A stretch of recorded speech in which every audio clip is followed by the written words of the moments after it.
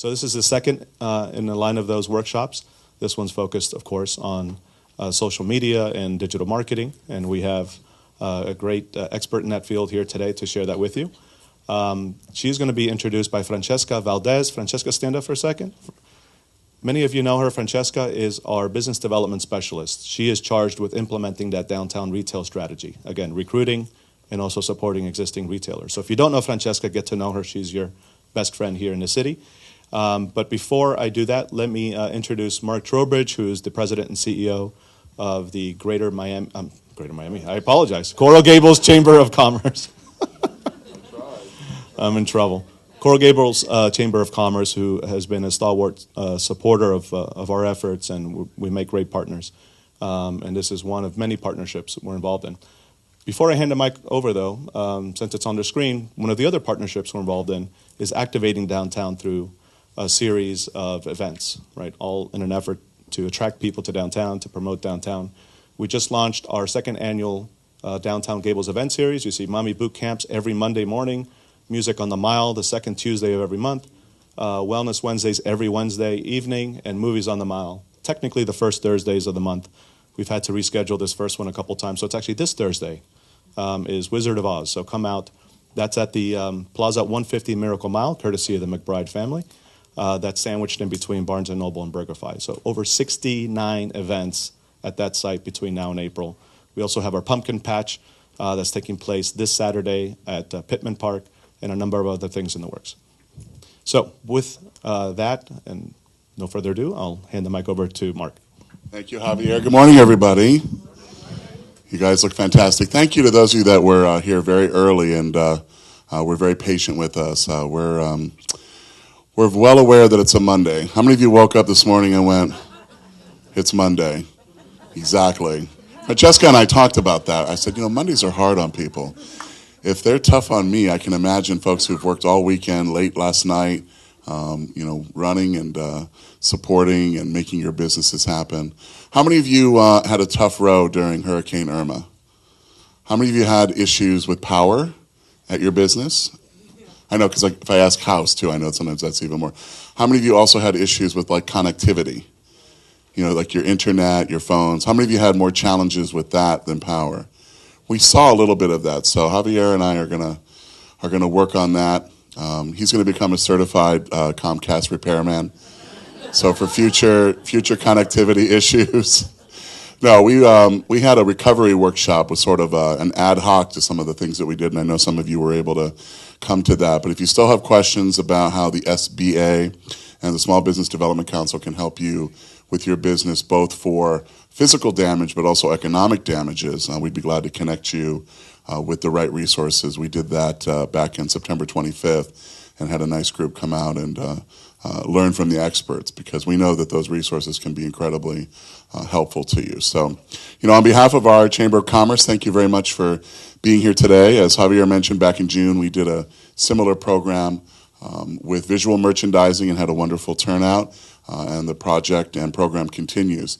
I know a lot of you get skeptical when cities do studies and collaborative studies, but we are really putting into action the recommendations that came out of those many conversations, and I want to thank those of you that have been part of that, talked with our consultants as they worked on that project with us for nearly a year. And so today and other activities we do are a culmination of those collaborations. So I want to mention two things. I think we have a slide. Oh my goodness, there it is.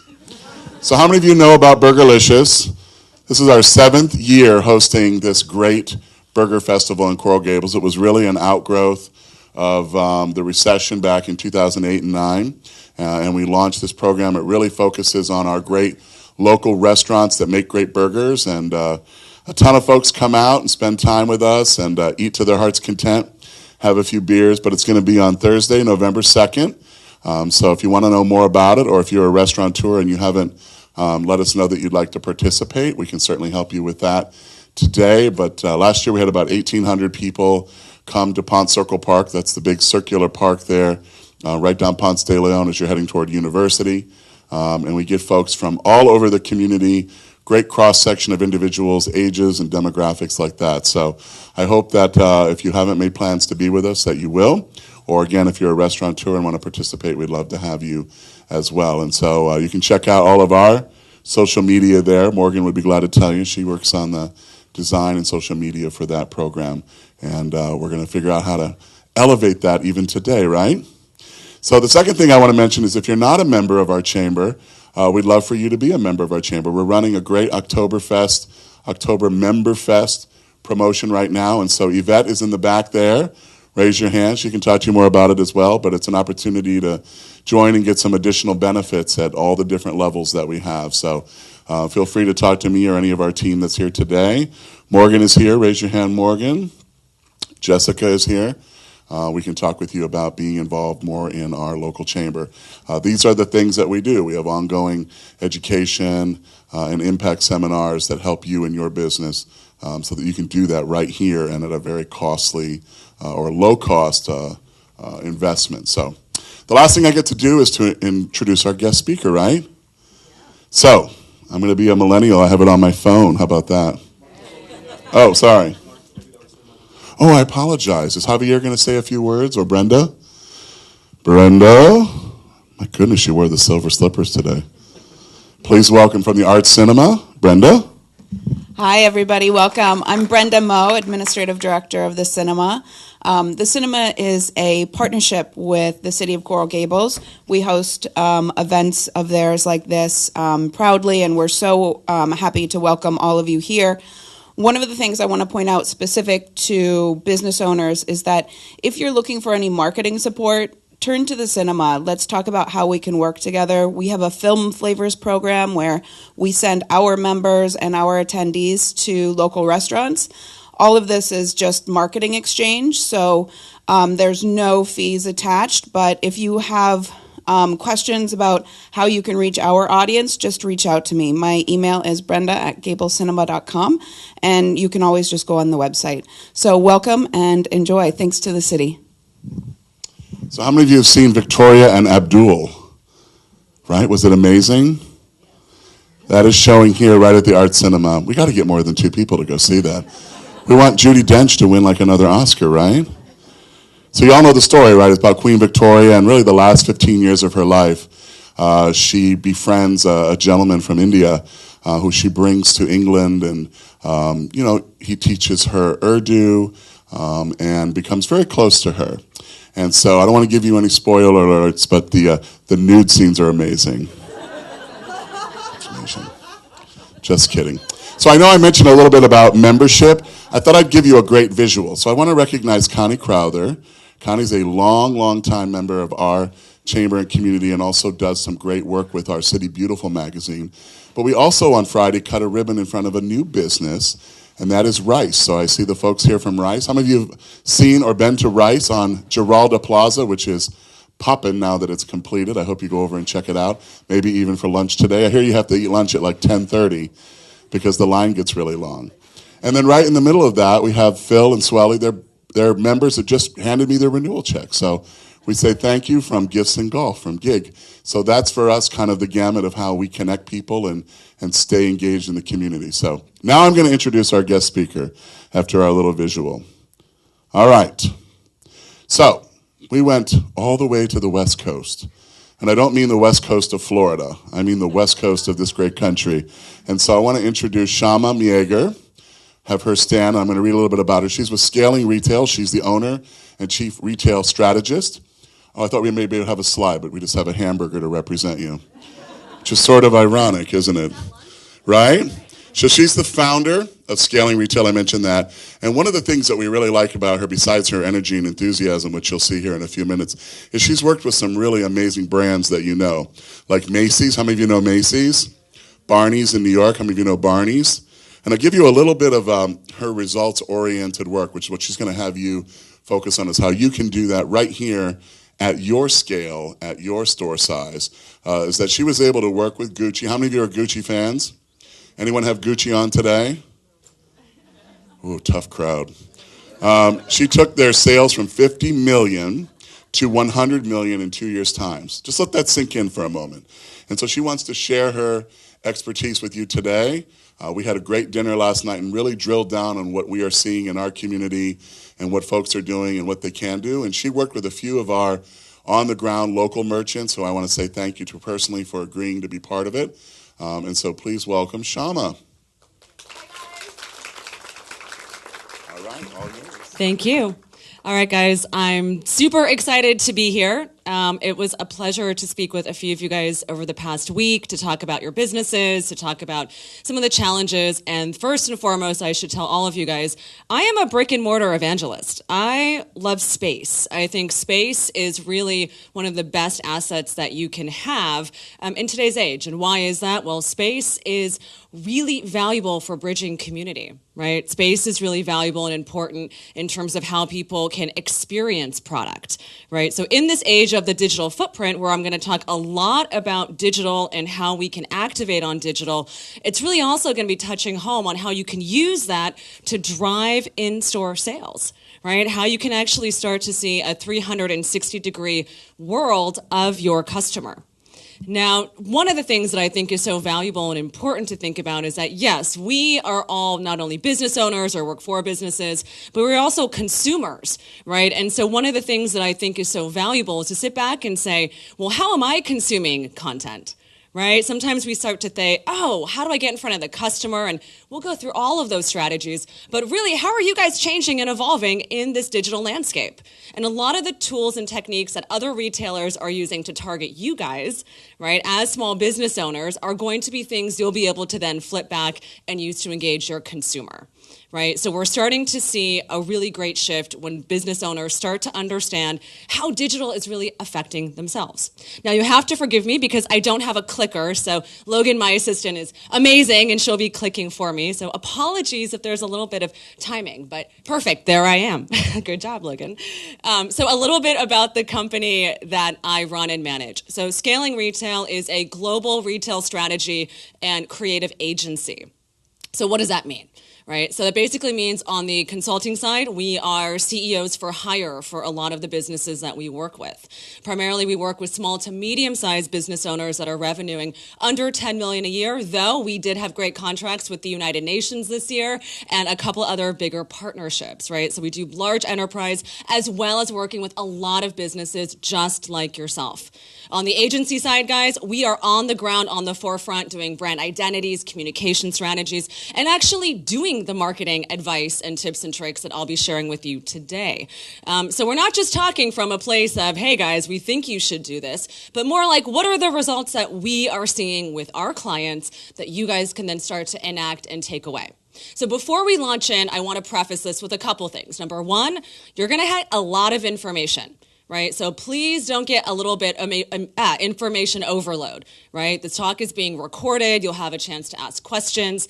I would love for you guys to be highly engaged. So if you guys are having issues, things that you want to deal with, please raise your hand. Francesca will help with moderating, and we can make sure to make this as engaging as possible. Because after all, what use is this information if you can't go ahead and take away something from it and impact it to your business?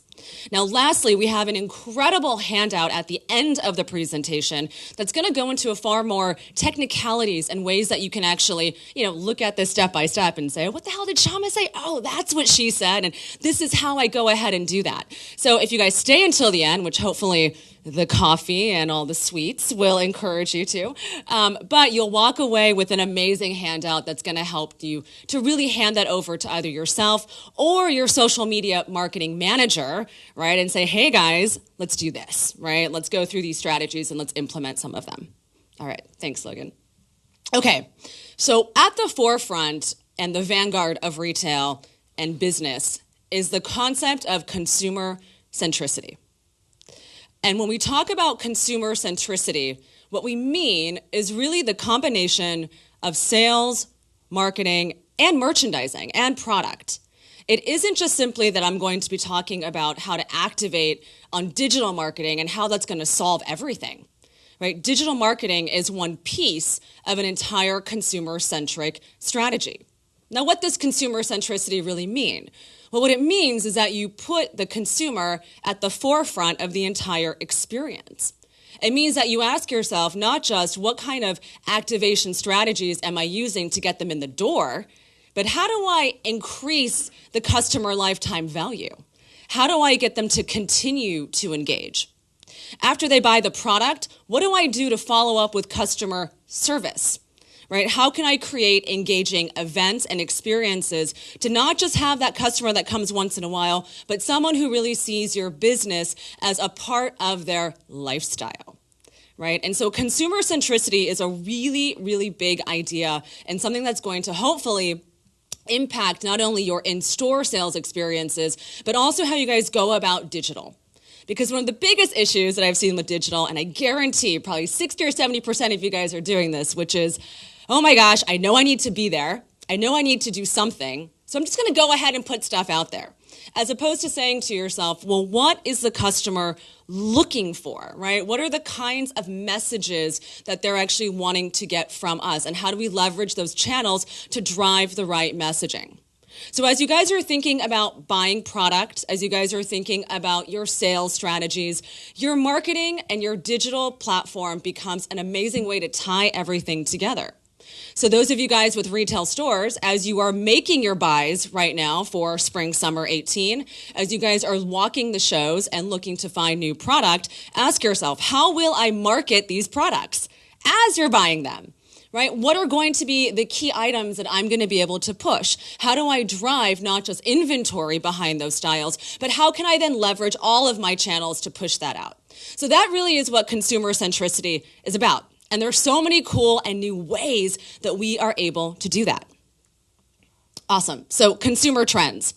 We've got individualization, right, which is an amazing new platform, right? When we think about the trends of 2018 and 2019, we start to think about how the consumer is looking for products and experiences that are customized to them.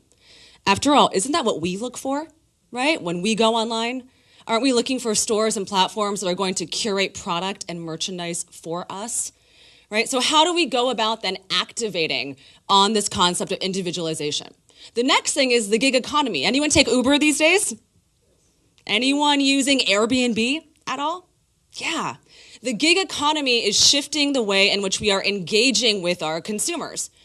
Any single consumer that you guys have that purchases from you, that works with you, they are all running around little businesses. They all have the ability to also be entrepreneurs.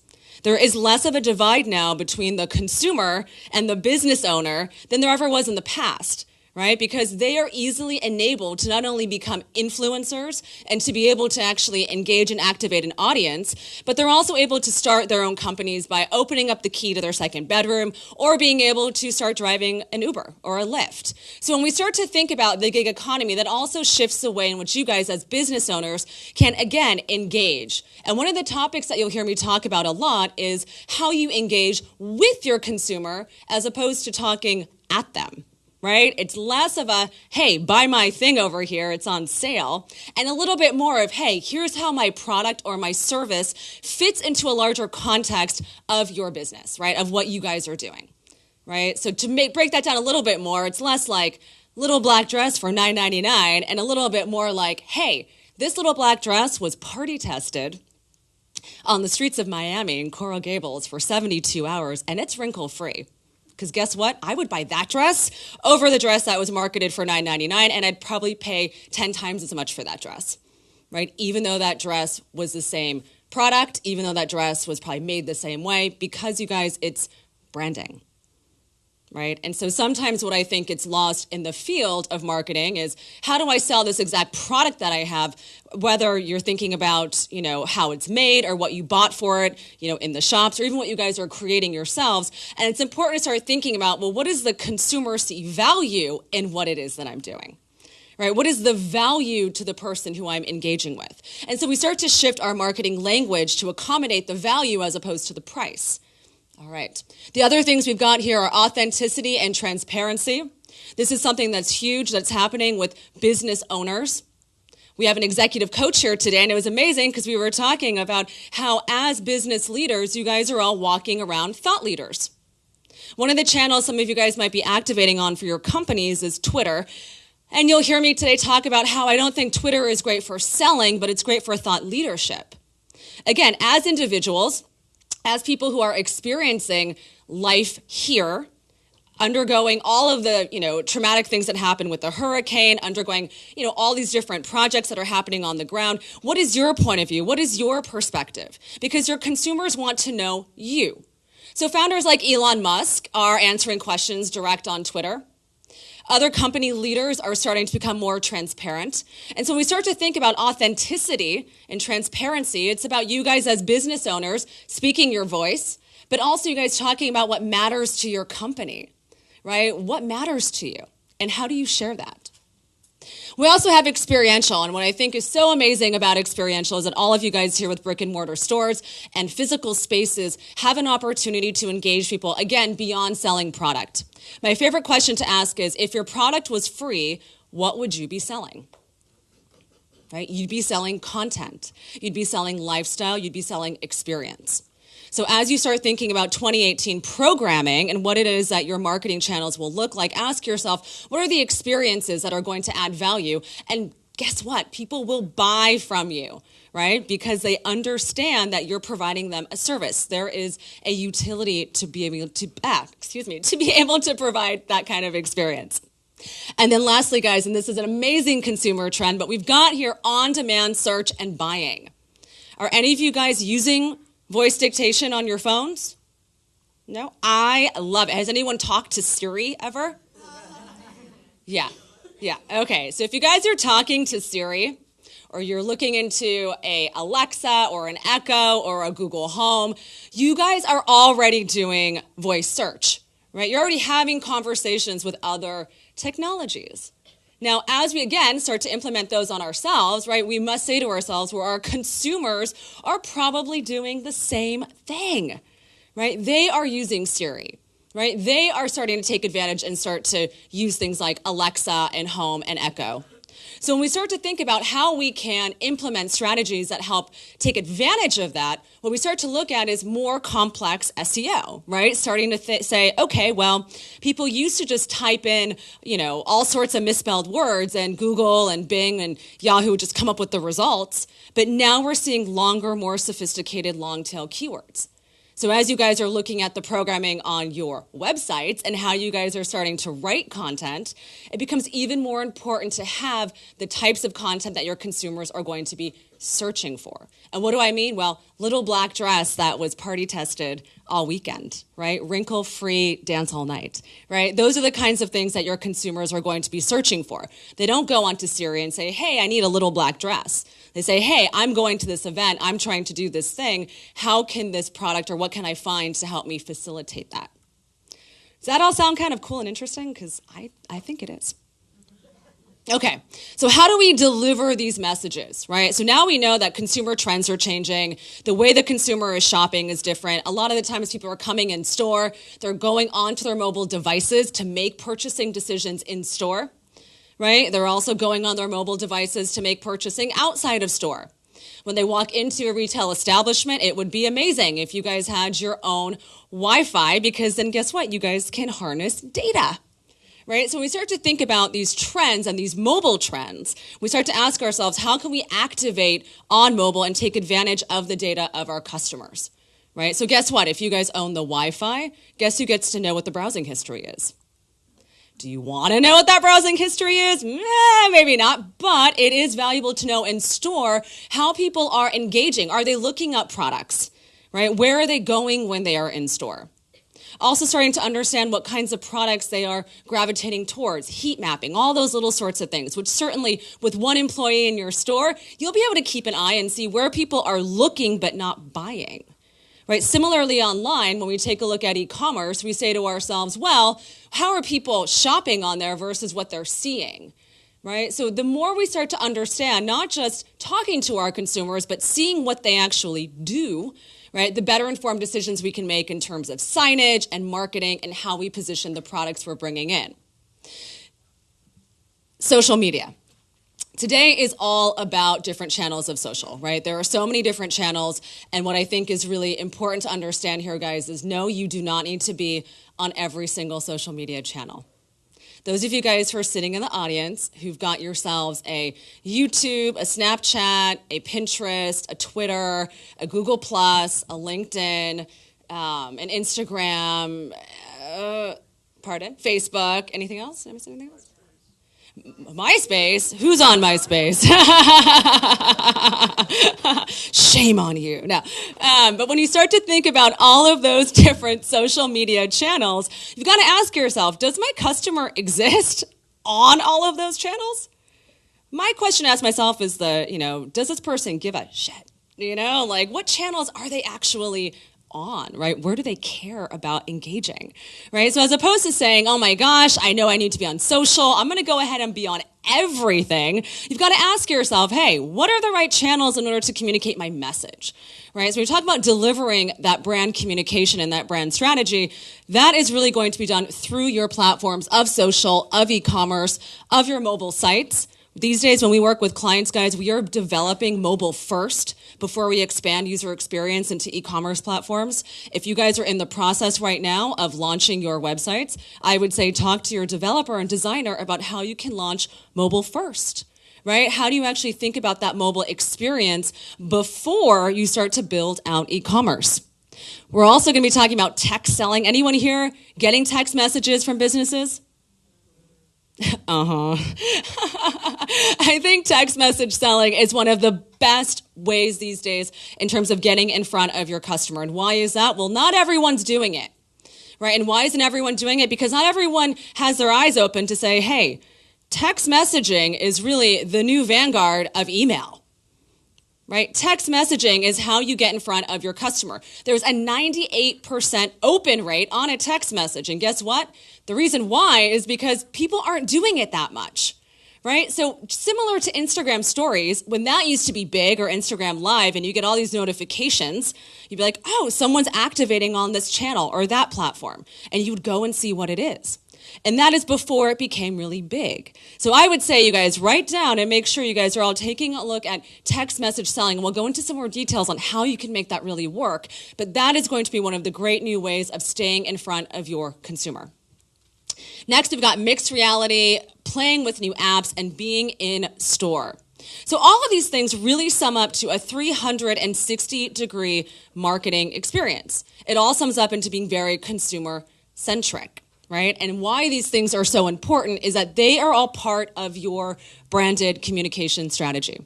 So while we might take a step back and say, well, I need to be on these platforms, Shama is saying that we need to try all these different things. What I really want to unpack today is, yes, there are all these different methodologies of doing it. However, you need to figure out what your brand voice is.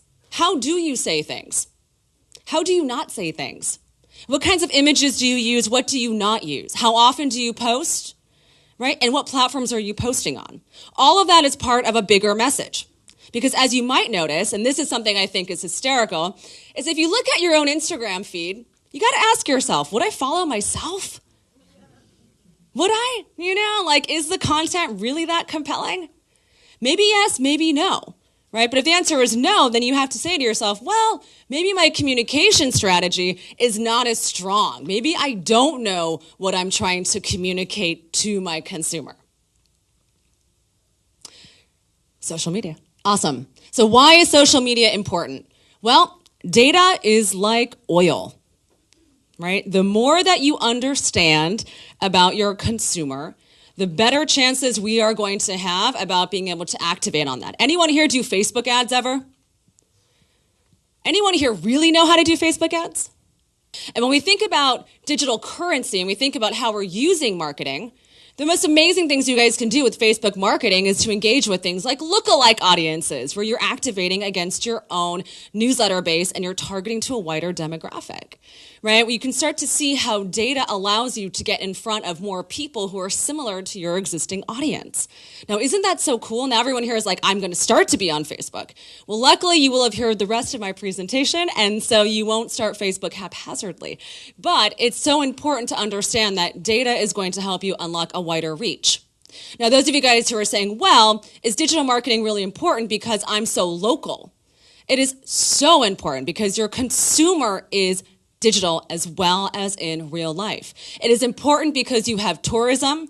It is important because you have people who are walking around the stores. It's important because you have a consumer base that wants to be engaged with. So while you might say to yourself, oh, I'm happy with just engaging once a month with my consumer, your consumers want more from you. And guess what? Statistics have shown that even though you might send out an email a week and your open rates might be low, by having an email that goes out once a week, that's not just buy my product, you are also reverberating that brand messaging and your brand in that inbox. So those of you guys who are afraid of newsletter advertising, you're afraid of being too much in front of your consumers, let me tell you, they said yes to you, right? They said yes, and that is why you are sending them a newsletter. If they said no, they wouldn't be on your list in the first place. So don't be afraid to activate on channels that you already have going for you. Now, obviously, we talk about behavioral and conversation analytics and how people are engaging. So it's not just important to have a social media platform and channels, but you also want to be monitoring what your competitors are doing. What are other people doing in the space? Right? How can you guys see what content is working and then start to incorporate that for yourselves? And then, of course, here, guys, we've got tons of great statistics on why you guys should do it, but I'm assuming you guys know why you should do it because you're here. Awesome. So it's important to ask yourself about who your customer is. What are the ages of my customer? What is the lifestyle of my customer? Old school understanding of marketing analytics will not help you. Those of you guys who sat down with a business plan and said, my customer makes between $50,000 and $150,000 a year. They drive this kind of car. They do X, Y, Z. This is not the way we think about marketing any longer. There are a lot of people who spend a lot of money who don't actually have jobs, right? How do you market to them? You market based on lifestyle, right? There are a lot of people today that are opting out of buying SUVs because they use Uber all the time. I recently moved from New York City to Los Angeles. I don't drive. I Uber everywhere. Does that mean that I don't fall within this traditional category of how we understand marketing? No, there are some elements of that that could apply to me. However, we have to think, again, beyond the normal things that we would maybe 10 or 15 years ago when we said, oh, who is our customer, right? How do we get in front of them? Things are changing, which means as we start to develop your content, you start to understand who they are, we've got to keep into consideration what their experiences and what their lifestyles are like. And by having a brick and mortar storefront, which I think is really valuable, you can start to have those conversations and understand, hey, what are you doing? What's your life like? Many of you guys, I'm sure, are friends and friendly with a lot of the people who come into your spaces. So again, make sure it's apples to apples and it's not apples to oranges, right? Don't think that you have to be doing these very strict kind of marketing outlines of who the customer is when the data shows and your customer shows that it's something totally different. Now, of course, when we think about your social ties, when we think about, who the customer is, what their engagement level is, what are the platforms that they're on, you're going to find that they fall into a few different cohorts. You're going to find that you have the customer who's a little bit older, who's primarily on Facebook, right? Because Facebook is great for connection with friends and family and community. You're going to find that some of your younger millennials, right, are going to be activating mostly on Instagram. But there are also, some of them are on Facebook, some of them are also on Snapchat, but Instagram is really the channel that they're on. And they're going to find younger Gen Zs that are starting to come up with not just Snapchat, but also lots of other new apps that you guys probably have never heard of, right? There are applications out there like Yay, Y-E-A-Y, right? Yay! That are activating gig economies based on consumer transactions of teenagers. Right? So basically saying TaskRabbit, but for kids who want to do each other's, laundry or mow lawns and things like that. So as you guys start to understand who your customers are, we then start to figure out what are the platforms they need to be on. So those of you guys today who are on everything, I highly encourage you to drop at least more than half of them and be on like 2, unless you have the bandwidth and the capacity and the budget to be on more than 2. Generally speaking, a good Facebook page will do it for most of your customers, as well as activating on Instagram. If you've got a great product base and you have a lot of great visuals and assets, Pinterest can also be an amazing platform for you as well. And then once you understand and identify your customer, which I would say takes about, 3 or 6 months to really start to understand who are the people who are engaging with us, who are the people who are really working with us, you can then start to segment a little bit better, right? You then refine your communication. Social media is never a one-way thing. Like I tell my clients, as soon as you figured something out, it's usually like passé, right? It's like there is no such thing as this is the model. It is always evolving. So keep in mind that as your consumers start to see different platforms, right, they are also going to be taking in so much information from so many different channels and brands. And one of my favorite terms to use here is attention arbitrage, right? If you guys know Gary Vaynerchuk, he's one of my faves. And he likes to use this term a lot when he's thinking about being in front of your customer. So it's not just about being in front of your customer where they are, but where is the new platform? What is the new thing that they're going to be playing with? And as you start to look at marketing budgets over the course of the next, year or 2 years, make sure you're allocating time and resources, not just to things that, we know can work, but to experimentation, right? To the things that we don't know if they're going to work. To the partnerships and collaborations that we say, hey, I don't know if this is going to work, but I'm going to try it because it's new, right? Because my customer may be there. And guess what? If I tell them I'm there, maybe they're going to start to engage with me first before everyone else engages on that platform. Okay, so what channels work? Now, a lot of you guys who have brick and mortar stores, I'm imagining you guys all have great Yelp platforms, yes? Okay, good. I was hoping I'd hear like a yes, we've got Yelp. Yelp, TripAdvisor, all of these places that really drive people in store. It is very important you guys are optimizing on all of these review sites for your brick and mortar spaces. Why is that important? Because even local people go to Yelp in order to find information about where to shop, about what time stores are open, about a website, about customer reviews or even new product. Yelp is becoming highly active to local businesses. And again, it's not just people coming to the city, it's for people who actually live here. Now, when we think about the other channels, and I'd say, obviously Snapchat is big, Twitter is big, Pinterest, but I want to unpack how I think these channels are best used for you. YouTube is an amazing platform to be able to show behind the scenes. YouTube is amazing to be able to show inside of your space. What is life like behind the counter? What is life like with your customers? Who are the people who you guys are engaging with? Right? YouTube is not a channel that has to be so shiny, right? It doesn't have to be super edited, though these days, guys, it is very inexpensive to find good editors to edit down content. You can certainly do it yourself with iMovie or Final Cut Pro if you guys are real savvy. But when we think about doing YouTube and activating on YouTube, it's also about going live on this channel. Are you guys doing an event in store that you can push out the content for? How can the things that you guys are doing in store be amplified? Right? And that is really what these platforms are for. So YouTube is amazing as far as pushing out content. It should be consistent, right? The purpose of the channel should be to inform, educate, inspire. When you think about engagement and use of the platform, you want to think about producing content at least once a month. If you can't do once a month, don't do it, right? Because people who are following you want to be able to come back and see more content. If you have a boutique, right, and you're selling ready-to-wear or clothing, accessories, etc., YouTube is an amazing platform to showcase why your store should be gone to. What's your unique point of view? What was your last buying trip like? What's the exciting new stuff you guys are bringing in store that you are curating that no one else is going to be curating in the same way?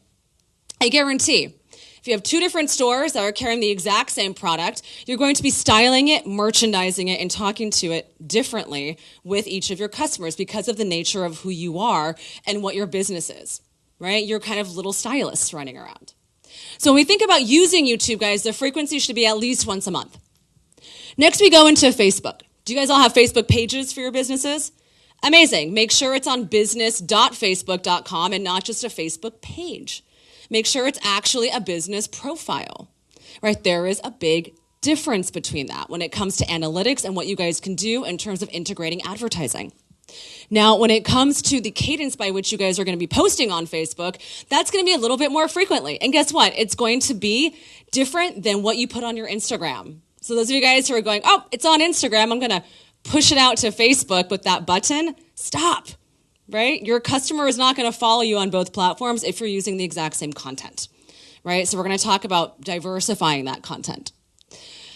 On Instagram, you're going to be looking at engaging and posting on Instagram at least 2 or 3 times a day. Guys, I know that might seem like a lot, right? But in the noise, on the platforms that your consumers are experiencing Instagram, you want to be able to have content frequently, and you want to be able to encourage engagement. Next, we have Pinterest, and I think Pinterest is so fantastic because Pinterest is really the new SEO. People are typing into Pinterest long tail keywords. So earlier I gave the example of the black dress. The longer, more descriptive version of that product is what's going to be generating a lot of the SEO results in Pinterest. Now you may be saying to yourself, hey, how is that going to convert? What's the point of doing that? How do I actually make money off of Pinterest? Well, Pinterest, guys, has a buy now button.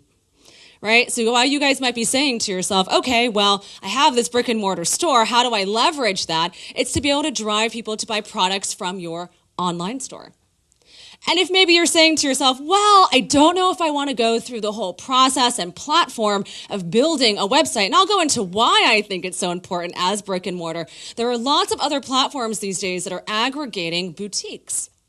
You've got companies like Shoptiques, you've got Farfetch, you've got Garmentory, and these are all platforms that work directly with retailers. They say, hey, you don't want to spend the time to build an e-commerce site? All right, well, we'll take advantage of all the SEO. We'll take advantage of being the storefront for your consumer digitally. And you'll pay us a commission or a fee based on, how much volume you're doing on that platform. Next up, I'd say Twitter. Now, those of you guys, again, as thought leaders, Twitter is going to be really important. You're going to want to be communicating things that are happening behind the scenes of your business, exciting new articles you guys are finding that relate to entrepreneurship. Please don't use Twitter as a platform to put things on sale or think about, driving people to convert or purchase things online. It's going to be more about in real life connection. If you're looking to work, for example, with editors or magazines, right? Guess what? Those editors and journalists are on Twitter. And why are they? Because that's where the conversation is happening quickly. So if you want to be able to pitch them, my suggestion, as opposed to just sending cold emails, right, is to get on Twitter, engage with them. Let them know how much you like their content, right? Syndicate the content out to your group. And then lastly here, we've got Snapchat. Now, I feel like since Snapchat IPO'd, it's been like, what's happening with that company? There were a lot of high hopes for Snapchat. Certainly in the last year, we've seen Instagram as well as Facebook start to adopt a lot of what Pinterest is doing. Right? However, guys, Snapchat is still getting in front of this younger audience. So if you are going to be engaging with that Gen Z or younger millennial, you're going to want to sit down and think about, how do I develop a Snapchat strategy that's going to be able to engage with them? And companies like Glossier, other like new kind of outdoor voices, a lot of these younger, newer businesses are using Snapchat to be able to convert to sales. And how are they doing that? They're doing exclusive promo codes. Hey, if you see this now and you write down this code, you'll get access to this product at a discount. They're doing product launches via individuals' channels in order to test the strength of their audience. All right, next slide. Amazing. Okay, so what type of content works? This is an Instagram feed from one of our clients called The Veil. They are a 2,000 square foot brick and mortar space in Williamsburg in New York.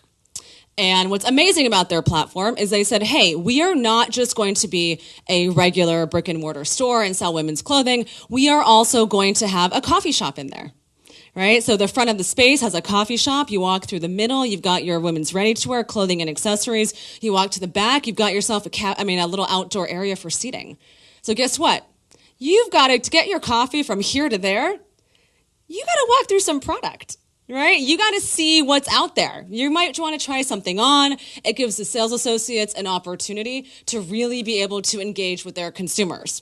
So those of you guys who are thinking about what are the cool new things we can do with our spaces, how do we actually create more activations in our spaces, ask yourself, what is it that I can do that's going to get my customer to go from the front door to the back, right? And that might be keeping your sales stuff all the way in the back and putting the signage all the way in the front. That's certainly a good old school technique in the merchandising landscape. But really ask yourself, what are the cool new things and ways in which I can get that foot traffic to go front to back? Now, when we think about the type of content, we like to think about things that are really of the moment. Did you know that on Instagram, you guys can have up to 30 hashtags on Instagram? That's a lot of hashtags. That means that there are a lot of opportunities for people to find you. Using hashtags that are based on location, so certainly letting people know where you're based is really important, but also taking a look at Instagram and saying to yourself, what are the trending hashtags in my space?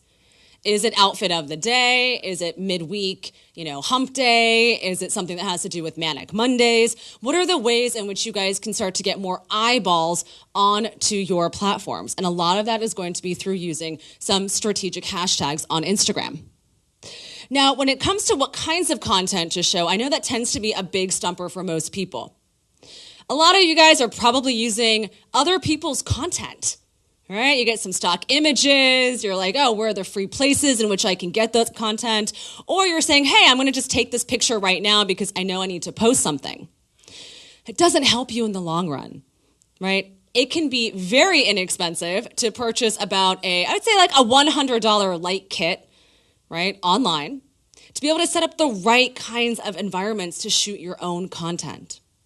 You guys should be looking at working with local photographers to shoot your content. You guys should be looking at different ways of being able to take a communication strategy and distill that through your image platforms. And guess what, guys? It doesn't have to be expensive. So when you think about how much it should cost on a monthly basis, I'd say give yourself a couple $100 a month. $200, $500 a month to work with someone local who's going to be able to help generate content for you. Also, when things are slow in store, have a little light box set up in the back in your stock or your warehouse. Have someone take photographs and images there. Even food gets styled. You guys ever wonder why images of food look so good in magazines like Bon Appetit? I don't know if that magazine's still around.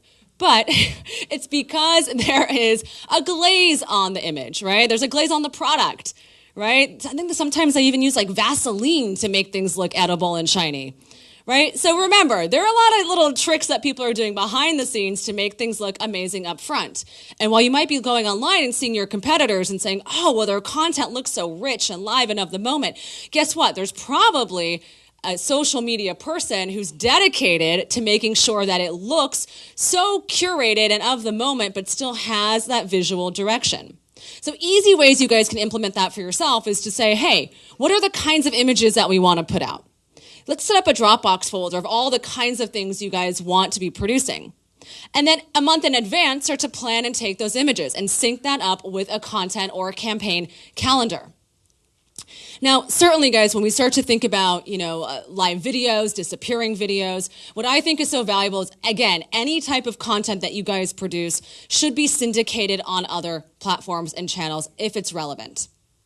Meaning, if you guys are doing things in store, you're on Instagram Live, you want to make sure that you're taking that content and also syndicating some of that possibly on YouTube. We want to start to drive communication between the platforms. So think about the channel that is working the best for you right now. Why is it working so good for you? Okay, you want to activate on a different platform. How do you do that? Well, try driving some of the traffic from your existing platform that you guys are nailing and say, hey, we are launching this other channel. Here's all the cool stuff that we're going to be doing. All of our promos or all the cool things in store, guess what? We're going to be putting them there. I would imagine, and we've seen great results with this, that people will start to convert to your other platforms and channels. Especially something like Instagram, where consumers are checking it at least 3 or 4 times a day and spending upwards of an hour and a half when they check. Now you might say to yourself, well, when should I be posting on Instagram? Well, think about when you are most likely checking, your phone as a consumer. Right? Usually you're working in the morning, so maybe in the morning as you're getting ready, you might be checking your feed and seeing what's new and updated. During your lunch break, you might be checking it again. And in the evening and late at night. So chances are, guys, when you guys would be checking your own Instagram and seeing what your friends are doing, that's also when your consumers are checking their phone. So it does mean you've got to be a little bit more flexible and have the bandwidth to be able to speak to them when they are also looking to be spoken with. A couple really great examples. So we've got here the Now Massage, which is a new spa that's opened up. There's a few locations in Los Angeles. They're really new, right? And if you can see here, guys, the curated content that they have, not all of it is their own, right? But there is a clear visual direction. All of these images, except for the one at the top middle, is curated from other people, right? But what they did is they sat down and said, hey, what is the visual cadence, right? What is the point of view that we want to do? And that really helps to drive the images that they are curating. So they can look at stock images and say, hey, these images don't work for us because they don't follow these brand guidelines. These ones do work for us. And then certainly peppering in their images from their own, right, what they are taking. We've also got here Intelligentsia Coffee, which is an amazing coffee shop. And what I love so much about what they're doing with their platform is, again, it's not just about photographing the food. It's not just about photographing the coffee. Everything here is in context. Everything here depicts a lifestyle, right? We have here this movement towards pour-over coffee, right, which everyone's so fascinating, interested. There's so many different ways now, you guys, to take your coffee. It's incredible. I almost feel like it's when Starbucks first came out and you're like, oh my God, chai lattes, pumpkin spice. These days, we are taking the same approach to how people are actually making their coffee, right? You also see here, there's behind the scenes. What's the barista doing? Right? What are the consumers drinking? Oh, we've got here a matcha latte. Amazing. It's next to a laptop, which is saying, hey, we have a lot of entrepreneurs and people who are working, from our coffee shop, and we're encouraging that. So there's a lot of subliminal messaging that's going on as you guys curate content. And keep in mind, it's not so literal, right? Your images do not have to be so literal and just hawking the thing that's in your store or your platform. And then next here, guys, we've got our own Instagram channel, a little bit of self-curation and promotion here for our amazing social media manager who puts all this together. But what I think is so incredible about how she's gone about producing our platform is what you'll notice here is, again, there are some pieces of content that have been taken on our own, but we also heavily use graphics. Right? And the graphics are much cheaper, right, than waiting for someone to edit an image, going out there and taking photography, etc. And so what I think is amazing here, guys, is you'll notice with all these three examples, there is a clear visual direction. And it's not often that you take a look at an Instagram channel and say, oh yeah, I understand what's happening here. Next, we've got here Facebook. And what I chose to highlight here is a great brand that's coming out of New York City that's been really killing it in terms of how they're doing their social. And the reason why I chose to highlight them is that they're really new. They've only been around for a couple years. And what they've been doing that I think is fantastic is that they are taking content that the media is talking to them about, so all of their press, and they are re-syndicating that content in terms of paid advertising and in terms of promoting the business.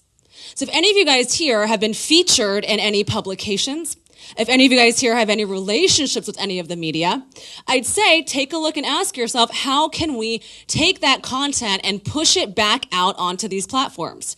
Because guess what? It builds your social proof. And that is one of the driving forces behind business-owned social media platforms. Why are you on there? Well, you're there obviously to engage with your consumers, but you're also showing social proof. You're showing them why you're the best. You're showing them who else thinks that you're the best and why they care about your brand.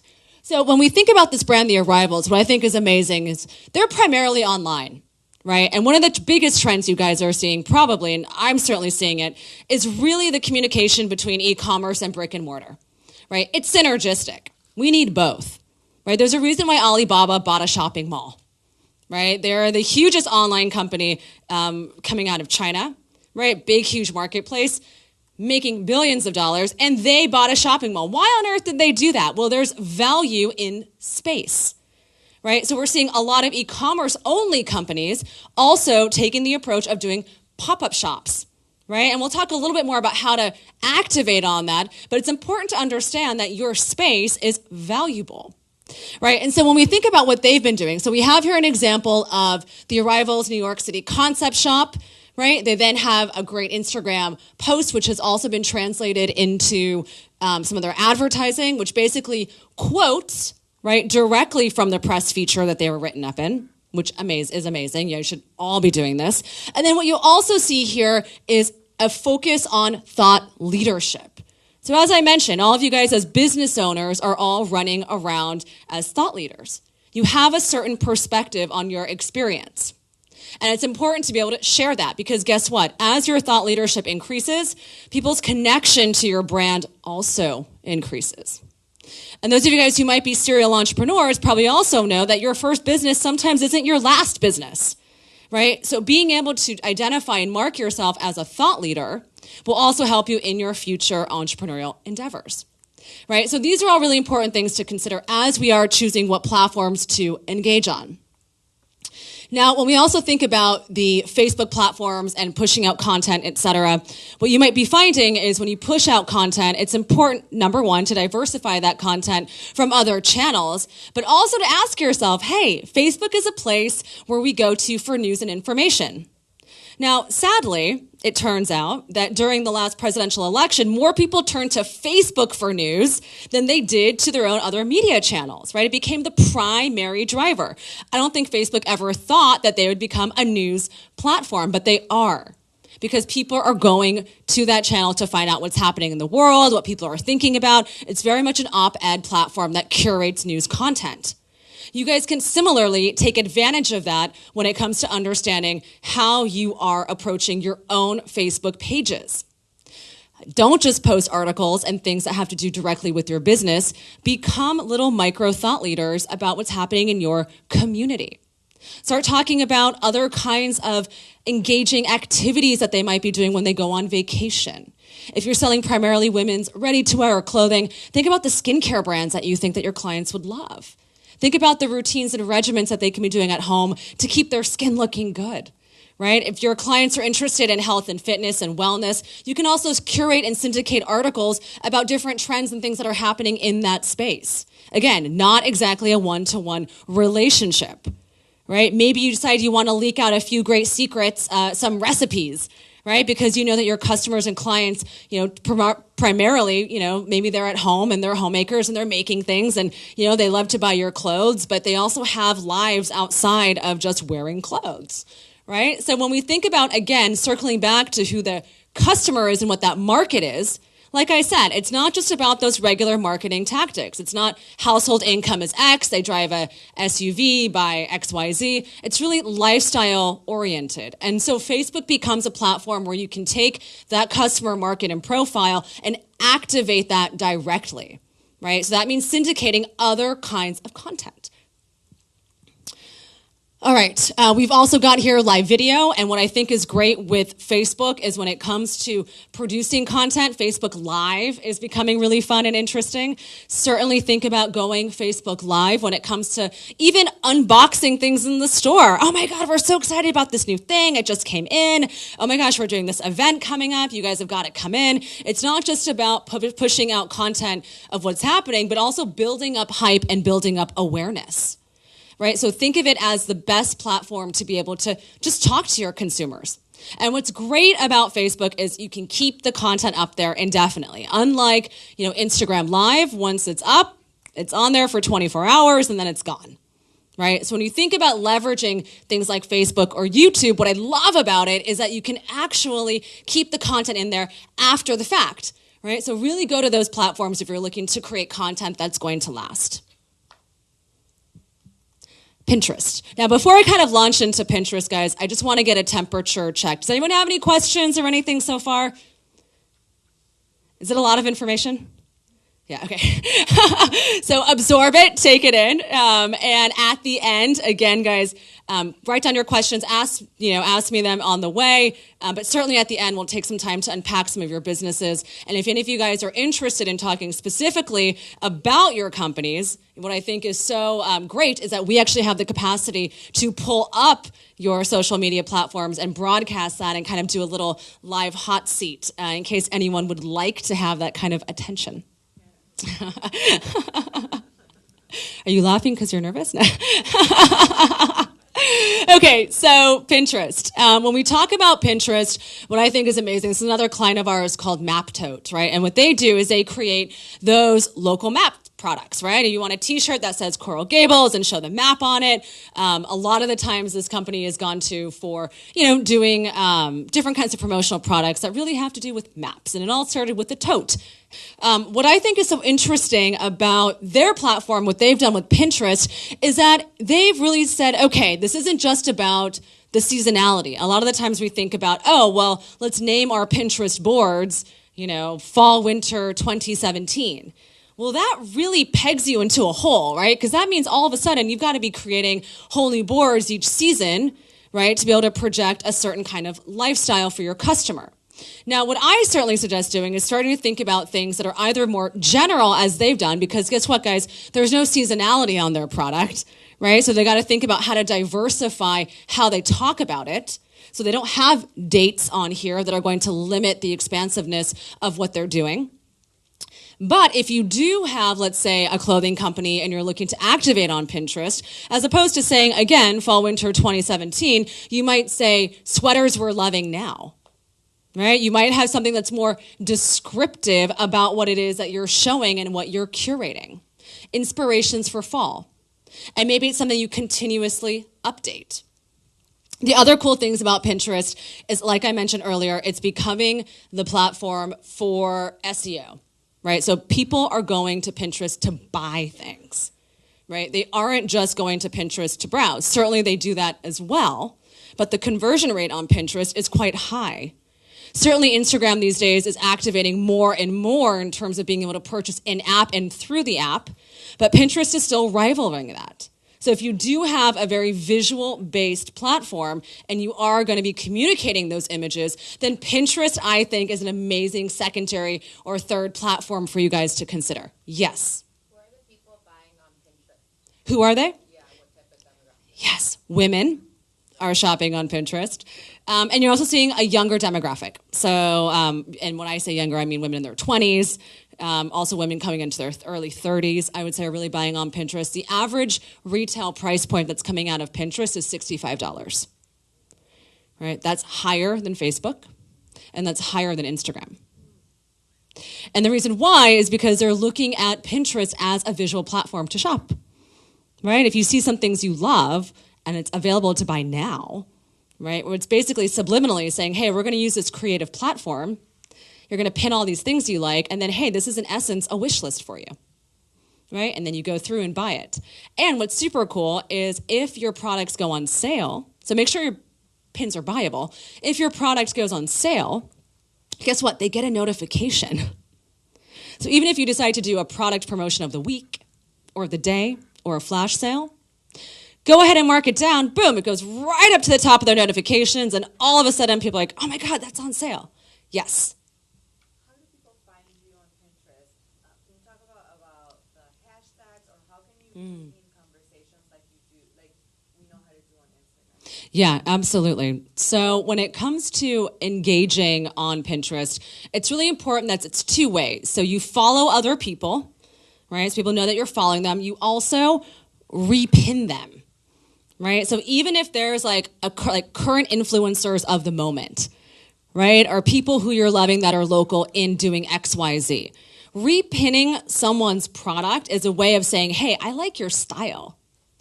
And guess what? You guys can do that with potential consumers, right? What a great way of telling a customer that my products are in alignment with what you want by also saying, hey, we share the same style. I like what you've got. Come check out and see what we're doing.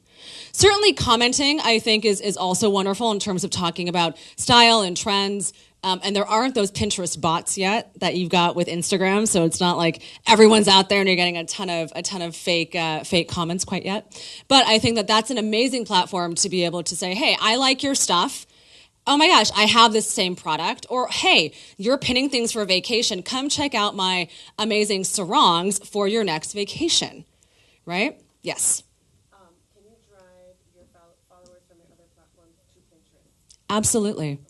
Absolutely. And the way that I would do that is I would have in your, in your feed, like in your copy for the other platforms, I'd say, hey, come check this out on Pinterest. We've got a couple items left, and you can start to drive traffic and say, hey, we're publishing all of our new product on Pinterest right now.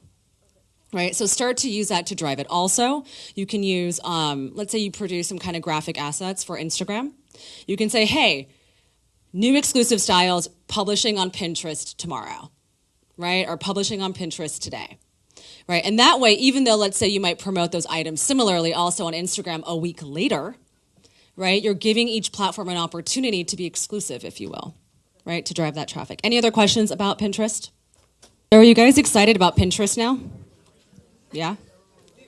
It's different. It's totally different. And what I think is important to understand is when it comes to choosing the content on Pinterest, it's also evergreen, right? So when we think about evergreen content, that means this content, you can have it on there forever, right? It's always fresh, right? It's always searchable. Whereas in Instagram, I highly doubt someone's going to go into your page and start scrolling and say like, oh, what did this person do at the beginning of time?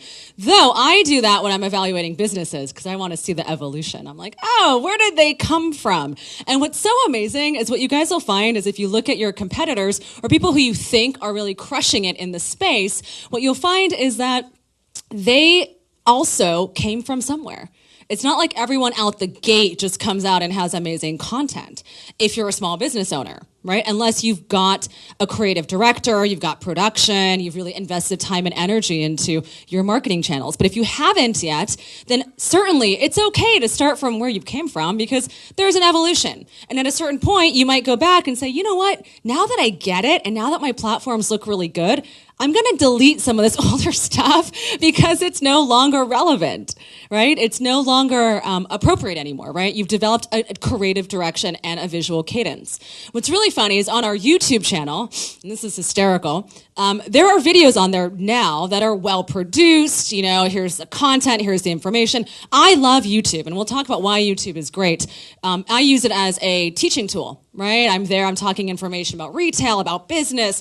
But what's so funny is if you go back, and I'm sure you guys will now, to the very beginning of YouTube, you'll see me at my kitchen counter talking about retail, and talking obviously as enthusiastically as I do today, but certainly with not as much of a high resolution as it is now, right? It's a little bit grainy. And you know what's so funny is even till this day, I get people who email us and say, I've watched every single one of your videos and I love them. And I love seeing the evolution. I love seeing the passion and I love seeing the content. And I used to say to myself, oh, well, it just doesn't look as good. Should I keep it up there? But those videos end up being some of the highest watched videos.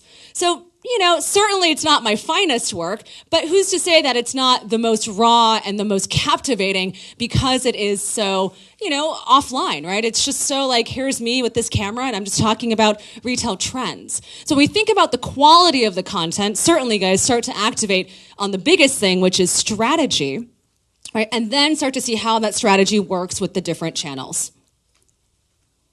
Awesome. YouTube, perfect timing. So one of the cool things that I think is amazing is to see how different shops and brick and mortar stores and restaurants are activating on YouTube. Sometimes we think of it as just a place for vloggers, right? Oh, people are unpacking product, they just want to show stuff, but they're actually using it to create little micro channels about the lifestyle of the business. Are you guys familiar with Gaunt, the clothing line? Okay, yes, amazing. So Gaunt, thank you.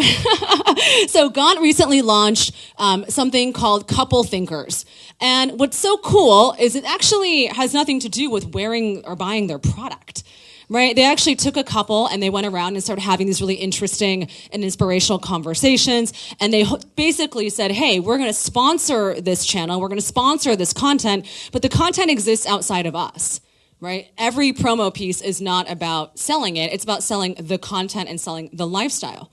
So certainly the people that they chose, right, are from the brand, but they're not talking about brand stuff, right? And I think that that's really important to understand is that, again, you guys as thought leaders and as little entrepreneurs running around and creating content, it doesn't always have to be about selling. The other thing that I have up here is Stumptown Coffee. Now, what I think is so cool is that Stumptown Coffee is not just putting up videos of how they make coffee. They're showing all their brand collaborations. They're showing all the cool things that they're up to and behind the scenes, right? It's a way and a platform for them to say, hey, you want to know what we're up to, our brand values? Well, we're going to create the content and publish it, and you can see how we do it. One thing that comes to mind that's so interesting is last year, McDonald's in Australia, right, they went ahead and did a behind the scenes, ask us anything. Now, who would have imagined that McDonald's would have said, hey, ask us anything about our food? But they did. They took a stand for transparency and authenticity. And what was so interesting is that they actually answered all the questions that people had about their food. Interestingly enough, sales at McDonald's ended up increasing, I think, about 3.5%, which is huge, right? When you think about volume, right? For us, sometimes small businesses were like 3%, you know, I want 50%, I want like 75%. But 3.5% on a major company like McDonald's is huge in terms of dollars. And so what's interesting here is that even with a company where you might say to yourself, oh, transparency, oh, does that really make sense for their business? It does, because consumers are more quick to forgive than they are to companies that don't say anything at all. Similarly, for anyone out here who's producing product, are you guys familiar with a company called Everlane? I love Everlane. What I love about them is that they produce their stuff in Vietnam, in China, in Los Angeles. They produce their stuff everywhere.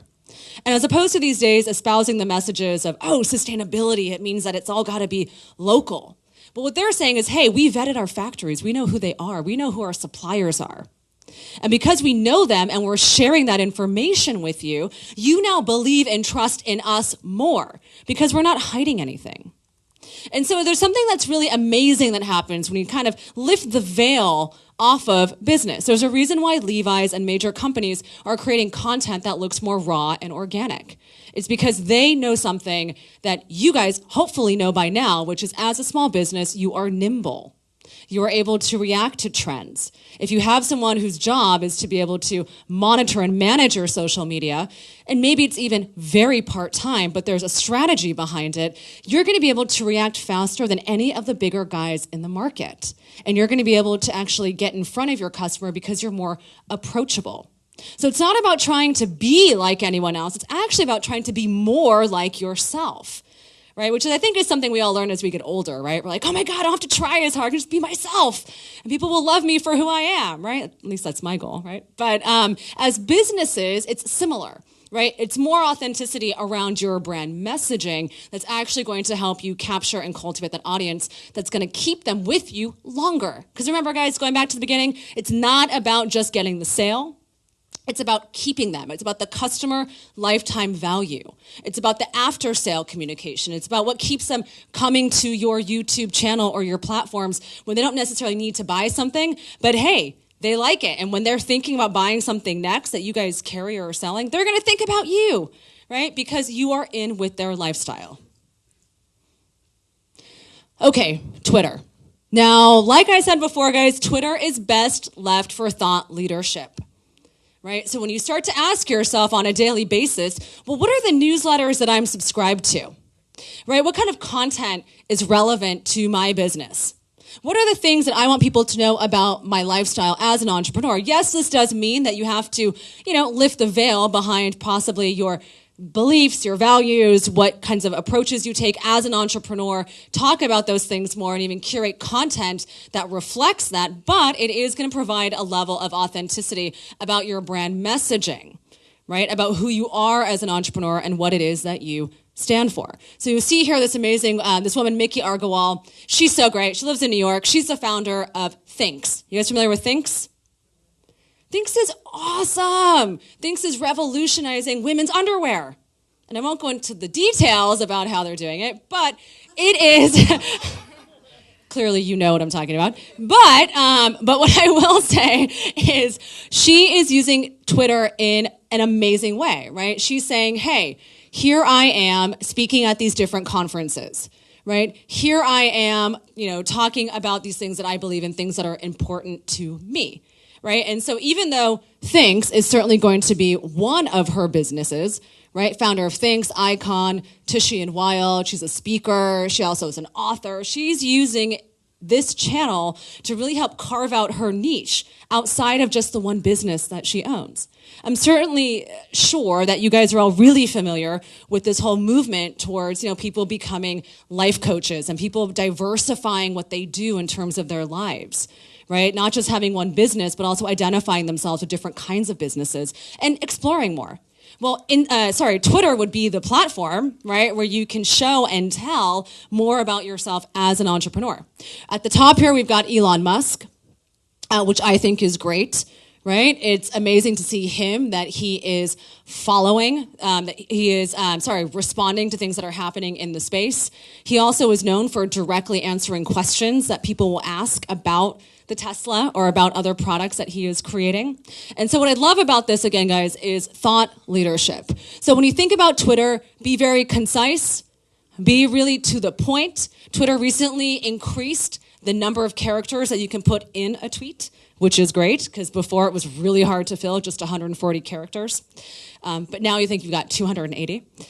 So think about your key core messages, think about re-syndicating content, and please stop using it just to sell product and just to push things, from your e-commerce store.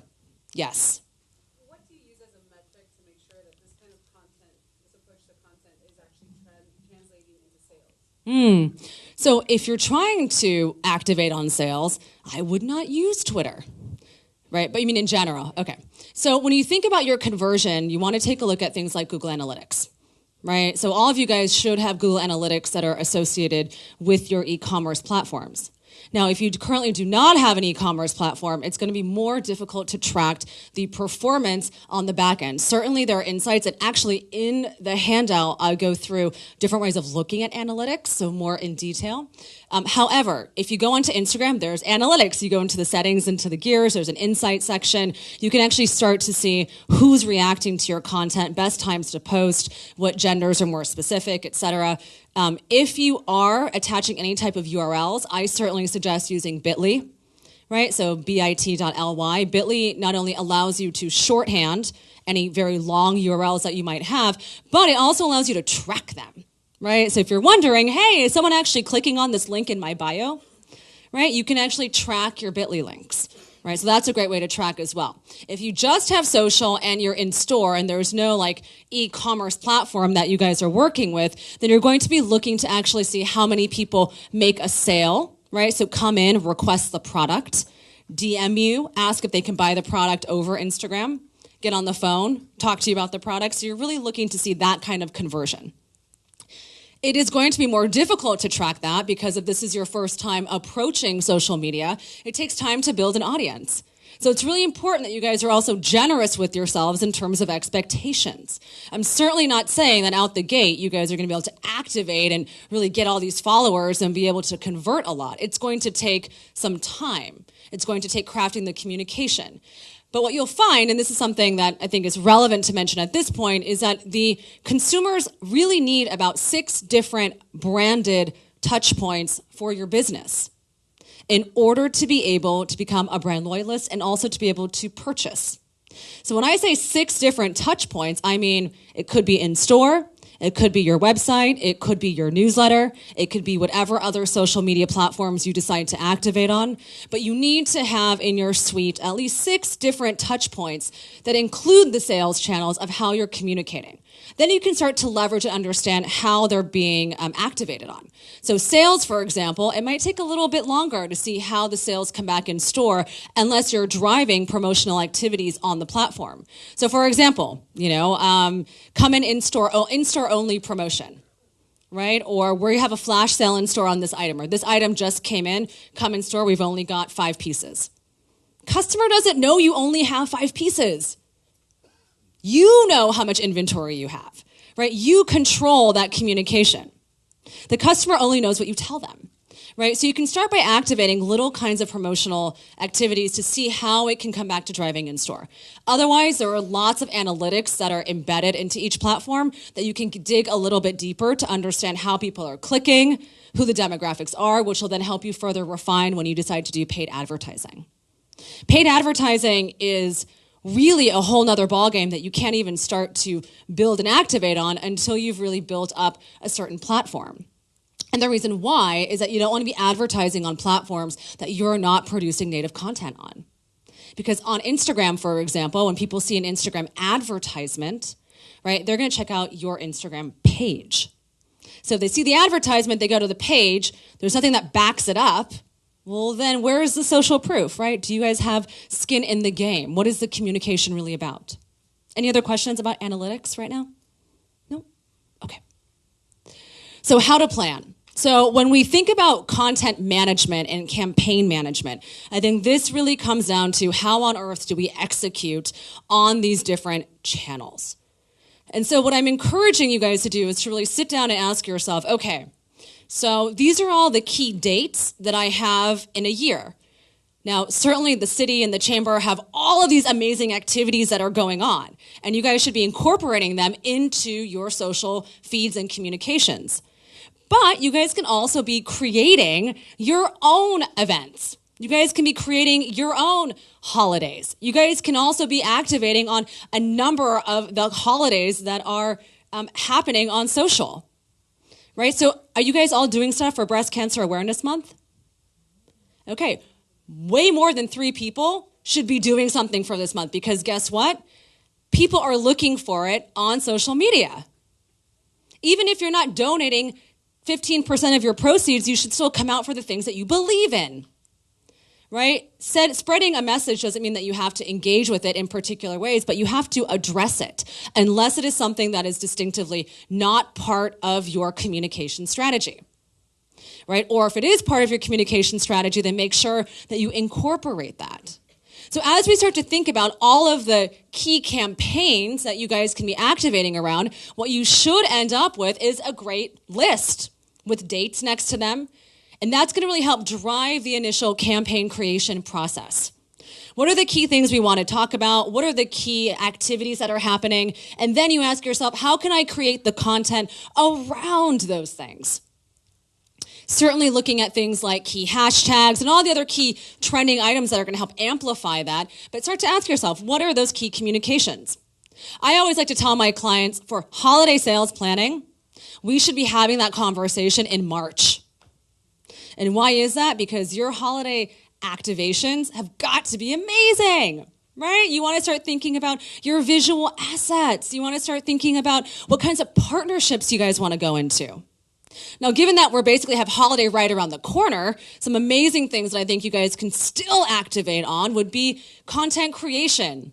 Taking some time this week in the evenings, whenever you got someone to work on it, to start to take some images that are help to drive whatever you're doing in store promotionally, but also around other kinds of content.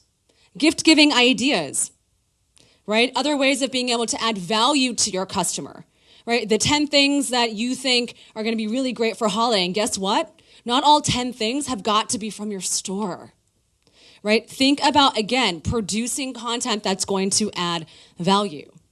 And so content creation is something that you should be looking at on a monthly basis. What's coming up for the next month? What are the kinds of thoughts and ideas we want to be executing on? What do the images need to look like?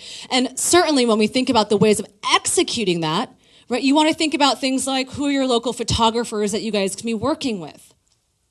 Don't turn an eye and say, oh, well, my friend can model for me. No, get someone who knows how to move to be able to model for you.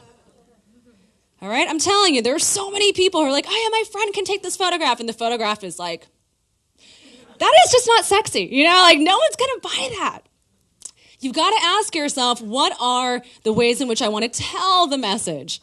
So maybe you're not spending a lot of money to hire like a big model, but maybe you're working with someone who's new at an agency, right? Or maybe you guys get together and say, hey, we want to collaborate on some marketing together. Why don't we all pitch our resources and put them together to create some campaigns together and go into, collaborative advertising? That is also really, really valuable. So think about your makeup artist. Don't let those flyaways and all those crazy things happen with hair. Make sure that someone's covering that. Make sure someone's also doing makeup, right? So I know these things sound very basic, but sometimes when we rush to take these kinds of photographs because we know we should be doing them, we don't actually execute on them properly. Now, what I have found is that in order to get the best results, you've got to give yourself enough time, especially if you don't want to spend a lot of money, right? And so timing and planning is another reason why I think planning your calendars in advance and understanding what kind of content you want to produce in advance is going to help you save pennies. We all know you do something rushed to print, it's going to cost you 3 times as much, right? If you want to rush anything, it usually has a premium price tag associated. So plan your campaign calendars in advance and your production calendars. Now, you might be saying to yourself, oh my gosh, I have this business. What Sham is talking about is like running a media company. It's exactly what I'm talking about, right? As a business owner, you are a media company. You can't help it. You guys have all decided to do work and build businesses in a digital age, which means part of your communication strategy involves media. You can't run away from it. Right? It's not going anywhere. In fact, it's going to proliferate more and more and more as you start to integrate more of these technologies in our home. So don't run away from this, guys. You guys need to be thinking about production calendars. You need to be thinking about content calendars. No, they don't have to be big and grandiose, but they have to be thoughtful, right? And they have to be planned well. Now, certainly art direction and styling. Now, this is one of the biggest things that I see is usually an issue when I take a look at people's Instagram. Right? They have an idea, they're publishing content, I see it on their Facebook, but the art direction is off, right? No one's actually said, how do we actually take photographs? And it doesn't mean you have to hire a creative director, but it does mean you got to sit down and say, what are the kinds of images that go well with our consumer, right? Put together a board on Pinterest, make it private, share it with the people who are working in and with your business. That becomes a visual guideline and a reference point for everyone else. But if you can't properly articulate what it is that you guys are putting out there, how on earth do you imagine anyone else who you hire is going to be able to do that for you? So that is really important, right? The planning and the execution side. So here is a content template. And we have an example of this in the handouts as well. But this is a very basic way of taking a look at your content management, right? We've got the days of the week, things that are happening in the company, paid Instagram and Facebook ads. What do those look like? How often are we running them? What kind of newsletter content are we pushing out there? How is that newsletter content being supported on all of these platforms? So think about how are we reverberating the same company happenings and what's going on behind the scenes or new events on the horizon. How is that being communicated on these platforms? And then we've got your in real life events. Even for the clients that we've got that are solely e-commerce companies, we are huge advocates of being able to do things in real life. Being able to do pop-up shops and shop-in-shops, and I'll kind of unpack that a little bit more, but it's important to understand that if you have a space, you also have an opportunity to host other kinds of events in your space.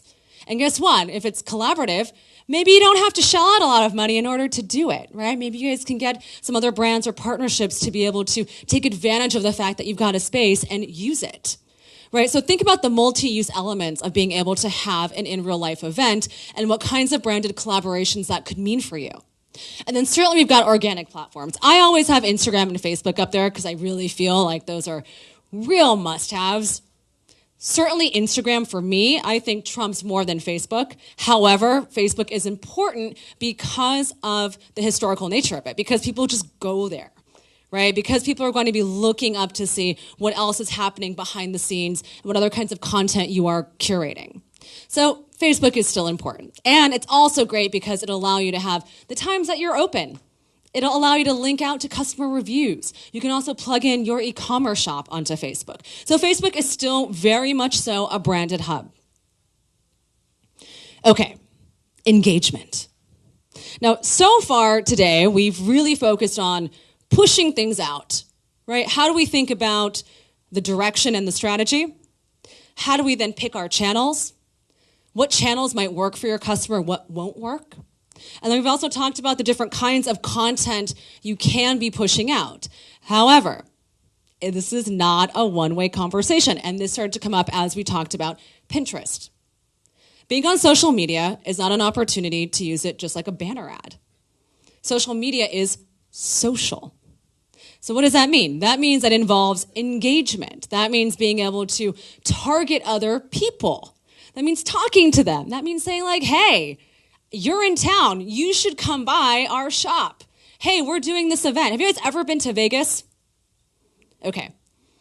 If If you're on Instagram and you go to Vegas and you post one image of being in Vegas, do you know how many promoters will comment on your feed? Hey, this party's going on. Hey, this thing is happening. Because they see that you are there, right? They are capturing you as someone who is just a tourist, right? And that is an example of them engaging. Now, they may not necessarily comment. Sometimes they might like your stuff. But you'll go on the back end and say, oh, who liked all these images? Oh, what is that club? Oh, what is that event going on? So remember, guys, when it comes to, let's say, Instagram engagement, it is commenting, certainly. It's liking content. And you can follow people's content, but following them is not as strong as actually talking to them. And when we think about who you should be following, as we sat down and thought about the different kinds of content, and as we went back to this original idea of who our customer is, right, and marketing to our customer, you should probably also have a list of what their interests are. That list can then translate into key hashtags you guys are looking for. Certainly also, you can look at geolocation on Instagram. Who's posting from Coral Gables today? We are. Did you guys all post because you're on your way here? You hope so. Certainly afterwards, right? Hashtag scaling retail, Coral Gables rocks, right? Like, we've got to start thinking about ways to be able to activate in the moment, right? And so the people who are posting, right, who are visiting here, who are coming here for work, who are coming here for business or even for pleasure, these are all people you guys can talk to. Right? Every time that there is a list, and you guys should all have a list of all the conventions that are coming through. If there are people coming in for a convention, you better believe they are tired, they are hungry, and they may not be well dressed because you know what? I don't even know what the weather's going to be like here on a minute-by-minute basis. So if you guys happen to be doing anything with skincare and massages, guess what? If I've been off of a plane, which I have, you're going to want to be taken care of. Right? So think about not just targeting these people and saying, hey, I have this product or service, but say, hey, you guys are here for XYZ convention, right? We're doing a special promotion for people who are part of that convention. Show up to our space with your badge on, and we'll be able to do X, Y, and Z for you. And it doesn't have to happen just on an individual basis. You guys can take this kind of campaign strategy and reflect that onto your advertising, and simply target people who are traveling to the region for those kinds of conferences and those events. So this is really smart marketing, right? It's not just taking images and content and blasting it out there. It's saying, hey, I know what's happening in your life because I'm smart enough to think about you as a holistic person. And here's how my product, brand, or service then helps you. How do I add value? So engagement is largely about adding lots of value to your customers. Now, it's so interesting because when we think about, kinds of engagement that don't work, certainly if you're just like, love it, and all you're doing on someone's feed is saying, love it, well, certainly it looks a little bit more like a bot is doing it, right? So steer clear of things that we've all sniffed out, right? If you guys have noticed any spammy stuff on your feeds, just don't do that stuff.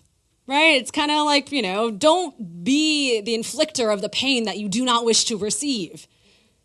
Right? So make sure that when it comes to engagement, you're really thinking about engagement on a much smarter level. Right? Make it contextual. Now, when it comes to other types of engagement for things like Facebook, what's so important here, guys, is if you really want to grow your Facebook pages, you've got to pay to play. The way the algorithms are set up is in such a way where it's not as easy to just find businesses, right? Things have changed in the last few years. If Facebook is where your customer is at, if they're engaging on Facebook, then spend some money on a monthly basis to get in front of them. Boost your posts. It doesn't have to be come to our XYZ place, but boost your posts. This is going to help you push out more relevant content to them. Again, it doesn't always have to be salesy. Yes?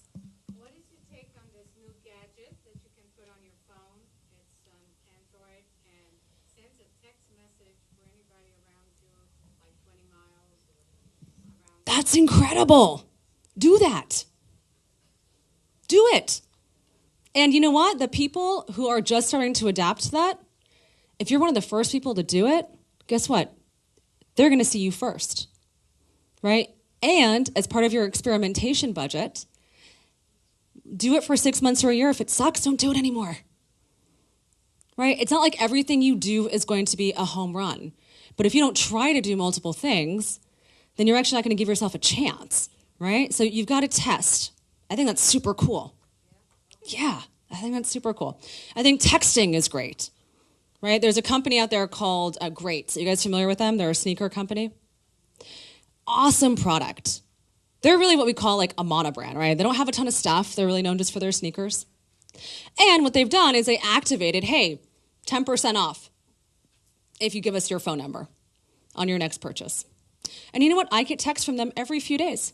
Hey, we just got this in style. Hey, we were just featured in GQ. Hey, we're now doing a collaboration with Nordstrom's.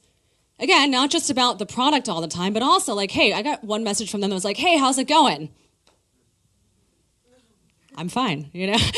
I'm doing all right. How are you doing, right? But what's amazing is, again, it gets the brand back into your head, right? So sometimes you may not know what combination of social activities really drives the sale because it's a multitude of things, right? It's the consistency, it's the branding, the communication, it's the frequency, it's the channels that you're on, it's what you're doing to capture them in real life and online. You know, guys, they say people they're online about 5 to 7 hours a day, more if you think about mobile. However, that does mean that the other, let's say, 19 hours a day that they are not looking at a screen, they are still being marketed to. Young brands these days, like Everlane, for example, they're taking out advertisements by the bus stop because that stuff works. A lot of younger brands these days are going back to sending out print media catalogs. Because you know what? People don't send mail anymore. So what does that mean? When I get mail, I'm like, wow, someone sent me some mail. That's pretty neat. And you know what? It sticks around a little bit. And if the catalog's nice, it really sticks around. I'm like, oh, wow, that's so cool. Oh, they're doing an event. Oh, wow. All of a sudden, it's like your brand is sticking around their heads a little bit longer. So what I love about Gary Vaynerchuk is when he talks about attention arbitrage, what that means is really being in front of your customers where they are, being there first. And so when you think about print media advertising, an area where, today we're talking about digital, but print media advertising goes symbiotic with your digital. It's not just about saying, I'm going to take my ad dollars and just solely focus them in print or solely focus them in digital. It's about saying, what are the combination of activities that I'm going to be able to use to activate my customer online and in real life? And how does that message really engage with one another? That was somewhat tangential. Sorry. Okay, so back to Facebook. So when we think about pay for play, when we think about engaging with the communities, things like surveys are really interesting and exciting, things like opinions, etc. So make sure that you guys are capturing getting people to engage. Awesome. Okay, how to measure results. So unfortunately, guys, I know we don't have a whole lot of time. This information is going to be available to you in the handout as well, and that kind of goes through ways of looking at analytics and how to do that. So we're going to skip through to the next one. Instagram, so you guys are wondering where you find the information. Here is where you find, yes. I have a question. Yes. Sometimes I go into the insights and they're not, like you can't access certain promotions and like you can't even read the insights as clearly as you can on Facebook. And I don't know if it's because of the merger of Facebook buying Instagram. I don't know what, but sometimes it just doesn't pop up. And I'm wondering if other people in the room have that issue and if you have that issue with Sure. or whatever, because that's one of my challenges with Instagram. Anyone else have this issue? Okay. So when it comes to understanding your Instagram analytics, there are two different channels to look at your paid and your organic, right? So these analytics that you're seeing right here, these all have to do with, like up here, you'll see here, like how are people, what are the impressions like? These are overall general ones. And then when you go back into your promotions, you can kind of, sometimes like see more promotions, right? Is that what you're having issues with the see more? Go and you click see more, or whatever, the little arrow, it just doesn't go to your promotion. Interesting. I have not had that problem. Yeah, and then also, like, for example, I'll run a promotion, and you know how it links from Facebook to Instagram. If you run Yes. on Facebook, it'll go on. If you click, Don't do that anymore. The reason why is because the rendering of the images and also the amount of text and the call to action is totally different. yeah, no, and then also it doesn't let you put the hashtags. And Yeah, then it's also it don't do doesn't that. put it on your like storyboard. No. So I wanted to ask you don't do it. So don't do it. So Stephanie, let's stop. All right. So when you think about doing advertising, and Facebook is horrible because they're like, oh yeah, you can do everything, and Instagram and carousel and video and all this stuff. Okay.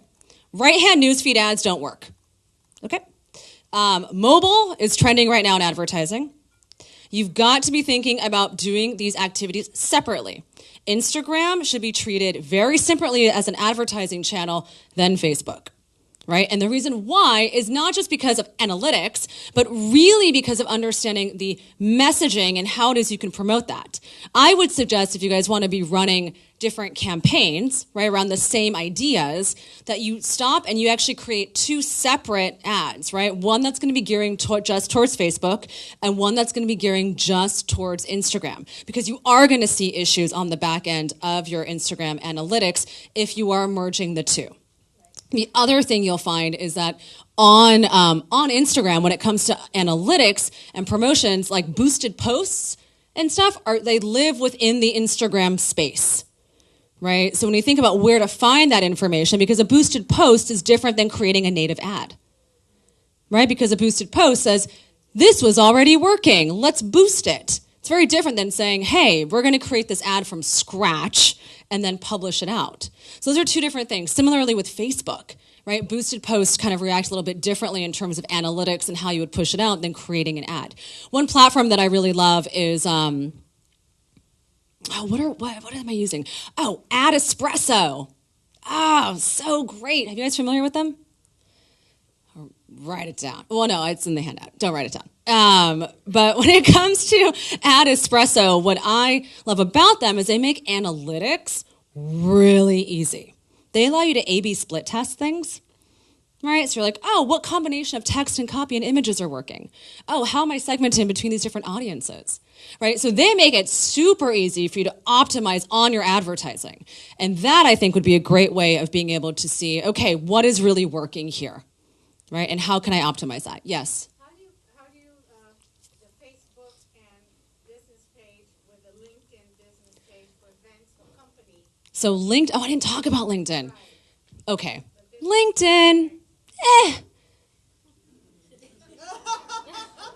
So what's great about LinkedIn is that's where you go when you want to hire people, right? LinkedIn is great if you want to find employees.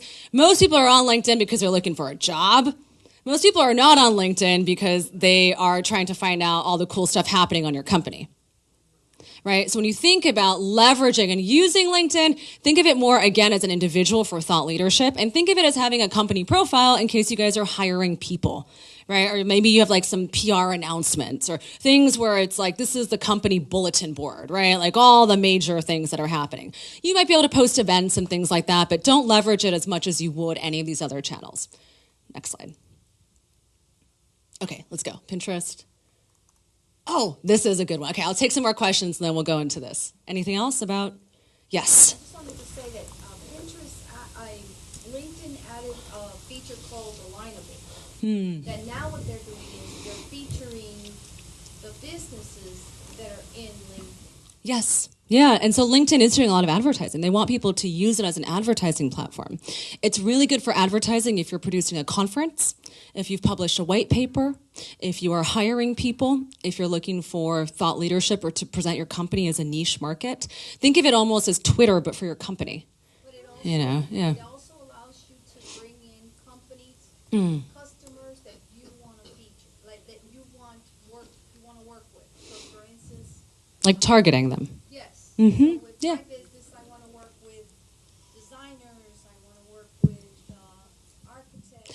Yeah, so segmentation is important, but understand how the end user is using LinkedIn. So when you think about so all the platforms allow you to segment, right? You can say, who do I want to pitch to? What are their lifestyles? What's the demographics, right? Who's the customer, if you will? However, when you think about what the end user is going to the platform to do, you have to think about psychologically, what's their mindset? So if I'm a LinkedIn user and I'm on there looking for a job, but you've targeted me because I have designer or head designer in my thing, I'm trying to sell you, I don't know, products, right? I'm not going to pay attention because I'm not on there to buy something. If I'm a resume writer, right, and I want to be on LinkedIn and promote that, that's amazing, right? Because people are on LinkedIn to look and find different kinds of information pertaining to usually like self-improvement, right? They're looking to find ways to impact, their businesses or their livelihood. So if any of you guys are in information services or, marketers, even here in the audience, like that would be a great way to do that. If any of you guys are real estate agents and you want to target, you target people who are looking for brick and mortar spaces, you might want to have some advertising on LinkedIn that says, hey, thinking about doing a pop-up shop or looking into some real estate, check me out, let's have a conversation. So think about LinkedIn in terms of like what the user is looking for. Okay, influencers. I love talking about influencers. I think it's such an important and valuable conversation. And I'm going to touch on a few things quickly. I know we're rapidly running out of time, but I definitely want to give this some attention. Now, when we think about influencers, we've got to be thinking about things like micro-influencers and macro-influencers. Now, a micro-influencer is someone who's got a few thousand followers, right? Maybe 3,000, maybe 5,000, but they're not macro. They're not doing big deals with Lexus. They're not doing big deals with Coach, right? They're smaller scale. Now, what's so amazing about micro-influencers is that these guys actually have better engagement. And what does that mean? Well, that means that people actually listen to what they've got to say, and they comment, and they like, and they follow. Now, micro-influencers can even be said to be people who are, let's say, have 1,000 or 1,500 followers, as long as you notice that they are getting traction on their Instagram pages. Now, how do you work with these people? Well, what's great about micro-influencers is that they tend to be on the more local and regional specific basis, right? Sometimes they might even be a thought leader or someone who's in the tri-state area. But they're not national influencers. They're not international, global influencers, right? These are people who are local, right? They've managed to harness and get a hold of, who their audience is. Now, what's so interesting about these guys is that they are also trying to build their audience just as much as you're trying to tap into them. They probably don't know how much to charge for a post, right? They probably don't know the nature of what those contracts or agreements should look like. This is a huge advantage to you. Right? Because this gives you an opportunity to say, hey, I know that you're interested in growing your business, right? You're building yourself up as an influencer. Here's what I have on the table. I want to do a collaboration. How about you come into our shop or my store, right? I'd love to gift you some product. I'd love to be able to work with you on, let's say, an Instagram takeover, etc. And these micro-influencers will help to amplify your messaging. So certainly up here, we've got here some micro-influencers. We also got some of the bigger influencers up there. Now, the issue with the macro-influencers, guys, is they charge so much money, right? Some people, when they say, is influencer activity really worth it? I say, well, how many followers and what's the engagement? And how many other brands and businesses that are like yours are they doing business with? I'm not going to tell you to save your pennies and go big for one influencer campaign. I'd rather have you break up your budgets and do lots of smaller influencer marketing campaigns that are going to help reverberate your messages to the right people. Has any of you guys ever worked with influencers? Awesome. Anyone working with micro-influencers? Amazing. Any experiences you'd like to share? Yes. A little self-promotion. The second person that you have featured there. Yes. Amazing. Congratulations. So that is a great example of a successful influencer collaboration. And the way it works is that we sort of created that product with her. And so it's the proceeds of that sale are going back to a foundation that she works in also. And so she's completely invested in it personally and emotionally. So she is posting even more so that we had expected her to do, and there was no payment involved. Amazing. That's smart, right? So when we think about ways of being able to collaborate and work with people, right, think about common interest groups, right? Think about, again, when it comes to brand values and what you guys believe in, think about who those other people are who also believe in that, who are also committed and invested to the same things. Any questions about influencers? Yes. We have a lot of clients that ask when they should start thinking about including brand influencers, brand ambassadors? At what point in their strategy is digital media? Yeah, so you got to have a good content strategy, just a communication platform. Don't work with influencers if what you already have isn't clear, cohesive, and consistent. No one's going to want to work with you if your product or what you're putting out there isn't going to resonate with their own messaging, right? So the other problem sometimes we see is things that are not a good fit, right? So pitching to influencers when they're over here doing this other thing and you're over here, but you know you need to do influencers, right? Doesn't always work. And so I've had brands who've launched right out the gate working with influencers, right? But because they put the time and energy into a communication strategy, they took the right content, the influencers saw what they were putting out there and said, hey, we want to collaborate or work with you too, right? Because we see how this aligns. Right? So it can be right off the bat. You can be in business for X number of years. There's never a bad time to launch unless what you've got out there isn't good. Then there's no point in pitching them because they're going to be like, I don't want to work with you. You know? Any other questions about this? Maybe our caller has a question about this. All right, awesome. Next slide. Okay, tools and resources. This is really fantastic, guys. When it comes to looking at images, if you guys are not quite ready to step away from stock photography because you don't want to spend the time finding and getting great photographers to do your content, I would say take a look at 2020. That's a great platform. You have to pay for those images, but because you have to pay a little bit for them, not everyone's going to be using them.